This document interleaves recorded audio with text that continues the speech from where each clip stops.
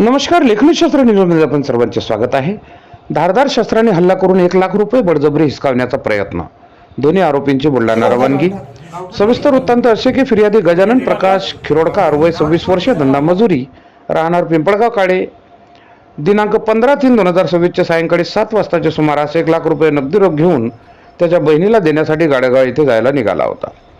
ऐन वेळेवर त्याचे वाहन पंक्चर झाल्यामुळे तो थांबून पर्यायी व्यवस्था बघत होता. त्याच वेळेस आरोपी चेतन दिनेश राऊत वय 25 वर्ष, राहणार पिंपळगाव काळे हा त्याच्याजवळ आला व माझ्या मोटरसायकलवर चल, आपण दोघे मिळून जाऊ असा हट्ट करावयास लागला. फिर्यादीने प्रथम नकार दिला, परंतु अतिहट्टामुळे त्याला असे वाटले की सदर इसम आपली मदत करीत आहे, त्यामुळे सोबत जायला त्याने होकार दिला. त्याच वेळेस आरोपी चेतन दिनेश राऊत याने दारू पिण्याची मागणी केली. फिर्यादीला खूप वाईट वाटले, परंतु नाईलाजास्तव चेतनला पिण्यासाठी दारू घेऊन दिली. आरोपी चेतनने सदर घेतलेली दारू ही पुढे गावठाणकडे जाऊन घेऊ व नंतर प्रवासाकडे निघू असे सांगितले. दोघेही पिंपळगावकडे हद्दीतील दादुलगाव गावठाण येथे पोहोचले. त्या ठिकाणी मोटरसायकलवर तोंडाला कपडा बांधून आरोपी क्रमांक 2 कुलदीप धनंजय इंगळे वय 25 वर्ष हा धारदार शस्त्र घेऊन आला आणि फिर्यादीकडे पैशाची मागणी केली.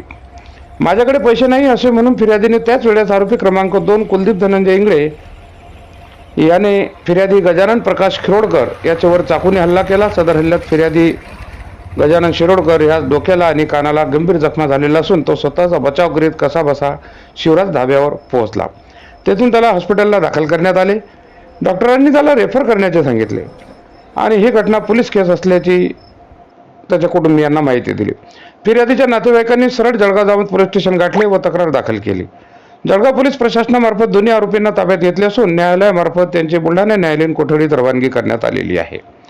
पिंपळगाव काळे आणि जळगाव जामोद हद्दीतील होत असलेल्या चोऱ्या, दरोडे याच टोळीचे काम असावे असा निष्कर्ष जळगाव पोलिसांमार्फत काढण्यात येत आहे. जळगाव पोलीस निरीक्षक श्री नितीन पाटील यांच्या मार्गदर्शनात सखोल चौकशी सुरू असून या दोन्ही आरोपींचे अजून काही साथीदार आहेत का याची शोध मोहीम जोमात सुरू झालेली आहे. सदर गुन्ह्याचा तपास पोलीस उपनिरीक्षक श्री अमोल पंडित साहेब यांच्याकडे देण्यात आला आहे. गुन्ह्याची नोंद दीपमाला वानखडे यांनी केली. सदर प्रकारामुळे जळगाव जामोद तालुक्यात आणि पिंपळगाव काळे परिसरात अतिशय भीतीचे वातावरण निर्माण झाले असून येथील जनता भयभीत होऊन गुन्हेगारांना योग्य अशी शिक्षा व्हावी आणि अतिरिक्त गुन्हेगारांची चौकशी होऊन त्यांना सुद्धा गजाआड करण्यात यावे अशी अपेक्षा पोलीस प्रशासनाकडून करीत आहे. बघत राहा लेखनी शस्त्र न्यूज. जय हिंद.